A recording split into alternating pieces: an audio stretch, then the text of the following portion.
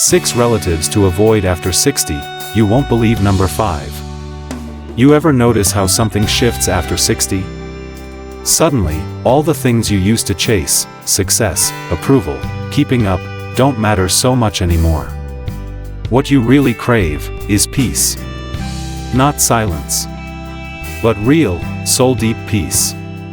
The kind where your mind isn't racing, your heart isn't heavy, and your spirit finally feels light. But here's the twist most people don't talk about: sometimes, the very people stealing that peace are family. Now wait, before you scroll away thinking this is just another rant, stay with me. Because this isn't about blame. It's about boundaries. You see, just because someone shares your blood doesn't mean they've earned a front row seat in your life, especially at this stage, when your energy, health, and time are more valuable than ever. So today, we're going to talk about 6 types of relatives you might need to step back from, not out of bitterness, but out of love for yourself. And number 5? It might hit closer to home than you expect. 1. The drama queen. Let's start with someone you probably know all too well, the drama queen. She might be your cousin, your sister, maybe even your grown daughter. Her name could be Lily, Janet, or Brenda, but the role is always the same. Every little issue, a full-blown crisis. Every phone call, an emotional roller coaster. She thrives on chaos, needs an audience, and somehow, you're always the one caught in the front row. Maybe you used to shrug it off. That's just how she is, you'd say. But now, you feel it. Every meltdown, every guilt trip, every whirlwind conversation, it wears on you. Your nerves tighten. Your sleep suffers. Your joy shrinks. Here's the truth your gut already knows: peace isn't optional anymore. It's essential. And science backs that up. Chronic stress from toxic relationships can raise your blood pressure, damage your heart, weaken your immune system, and even mess with your memory. And for what? So someone else can turn your life into their personal soap opera? You didn't make it to your 60s, 70s, or beyond just to be someone else's emotional punching bag. You've earned the right to exhale, to spend your time with people who bring light, not lightning. Think of it like this: you wouldn't leave your front door wide open during a storm, right? So why do it emotionally? Lock it. Protect it. And next time the drama starts swirling, don't get pulled in. Step back. No guilt. That's not cold. That's wisdom. Not every fire needs your water. Not every tantrum deserves your time. 2. The money leech. Next up, let's talk about someone sneakier, the money leech. They don't yell. They don't cry. They say things like, "Hey, can I ask you a favor?" or "It's just a little help." Sound familiar?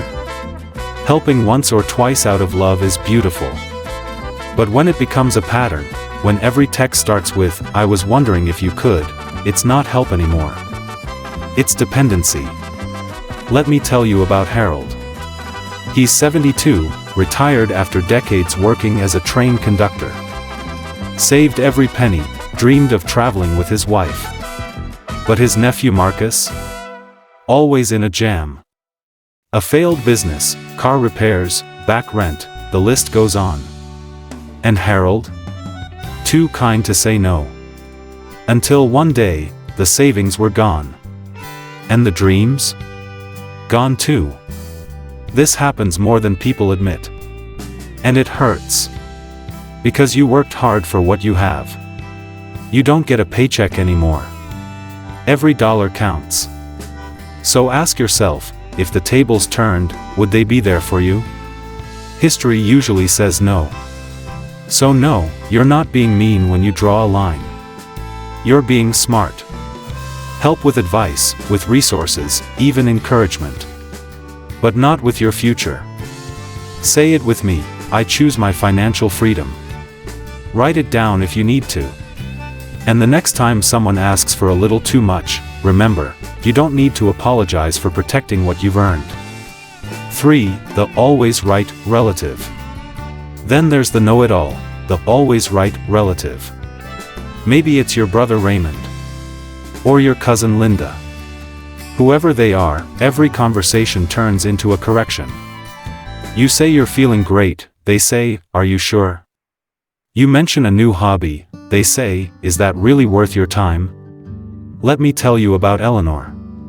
She's 69, finally picked up painting again after decades. She shared her art at dinner, so proud, only for her niece to say, "Isn't there a more productive senior class you could join?" Eleanor laughed. But that night, her brush just stopped. That's the damage of subtle judgment. It doesn't scream. It sinks. Slowly, it makes you question your joy, your choices, your worth. But let me be clear, you've lived. You've worked, loved, lost, and learned. You don't need anyone's stamp of approval to do what makes your spirit smile.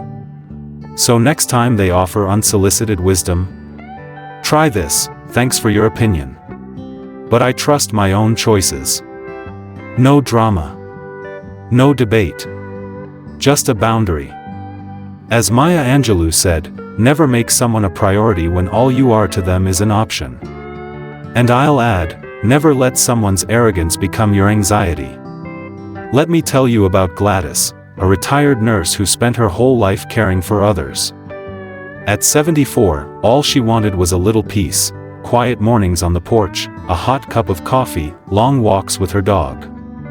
But her cousin Margaret had other plans. Every week, Margaret called with a new request. "Can you drive me to my appointment? Can you babysit just this once? I just don't know what I'd do without you." And when Gladys finally said no, the guilt came rolling in. "Well, I guess I'll figure something out," Margaret would sigh. And every time, it worked. Before she knew it, Gladys wasn't reading anymore. Wasn't walking. Wasn't resting. She was living on someone else's schedule, and growing more resentful by the day. Here's the truth that no one talks about. Real love doesn't come with guilt. It doesn't manipulate. It doesn't make you feel like saying no makes you a bad person. You're not selfish for needing space. You're not ungrateful for wanting peace. And you absolutely do not owe anyone an explanation every time you set a boundary. If someone is using guilt to control your choices, that's not love, it's control. So how do you stop it? Start small. Say no, kindly, but firmly. You don't need a long story. Just, "I'm sorry, I can't do that right now." And when they push back, hold your ground. Because their disappointment is not your responsibility. Marcus Aurelius said, "You have power over your mind, not outside events." Realize that, and you'll find real strength. So the next time someone tries to guilt you into saying yes, ask yourself, am I doing this out of love, or out of fear? If it's fear of upsetting them, fear of judgment, fear of not being good enough, then you owe it to yourself to say no. Because these years, your years, are not about making everyone else comfortable. They're about finally living for you. And if that's hard to say, try this. Say it out loud with me. I release guilt. I choose peace. Say it again. Write it down. Put it on your mirror if you need to. Because your joy is not a debt you owe anyone. It's your birthright. And it's time you claimed it. The challenges you've overcome. The joy you still choose, every single day.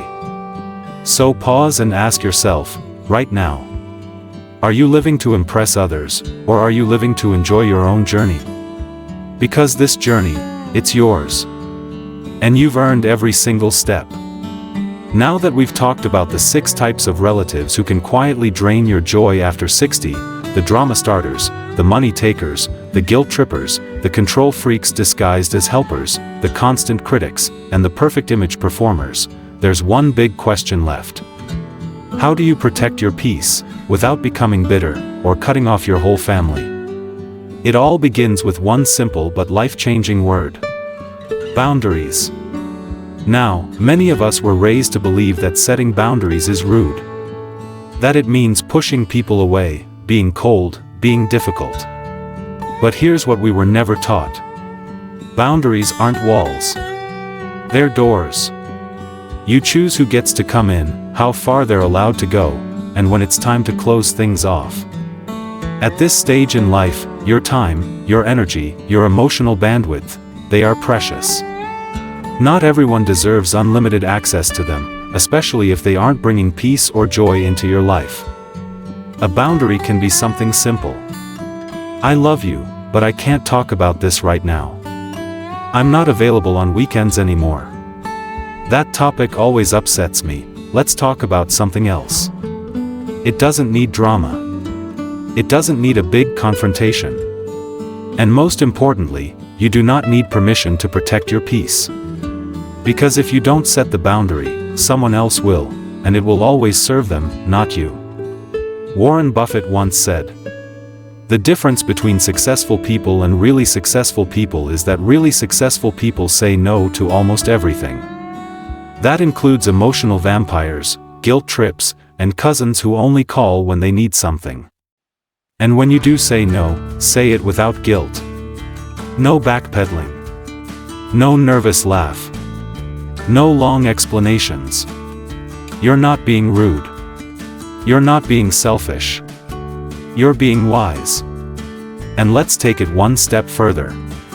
It's not just about saying no to others, it's about finally saying yes to yourself. Let me tell you about Dorothy. She's 73. Spent her whole life caring for others, raising kids, helping her in-laws, volunteering, cooking every holiday meal. She was everyone's rock.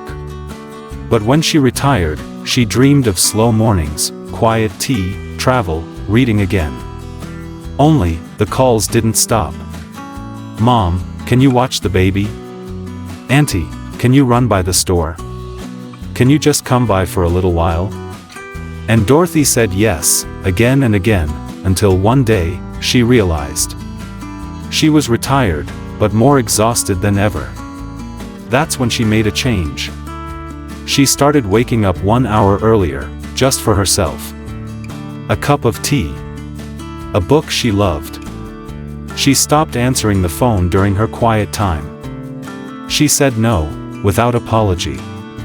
And slowly, something amazing happened. The world didn't fall apart. People adjusted. They began to respect her space. And for the first time in decades, her time felt like hers. Because these years aren't just about rest. They're about reclaiming the life you spent decades building. That's not selfish. That's sacred. Because if you don't take care of your body, who will? If you don't protect your peace, who will? If you don't claim your joy, who's going to hand it to you? Self-care after 60 isn't optional. It's survival. It's how you keep showing up for life, on your own terms.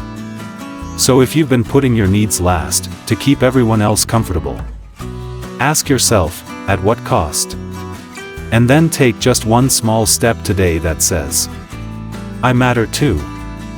And now, here comes the hardest but most powerful step. Letting go. Letting go doesn't mean cutting people off or staying angry forever.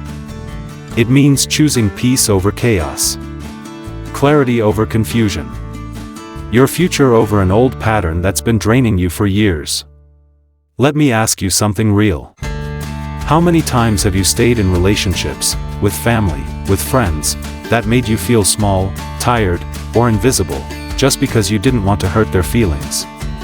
And in the process, who got hurt? You. Letting go is about setting yourself free.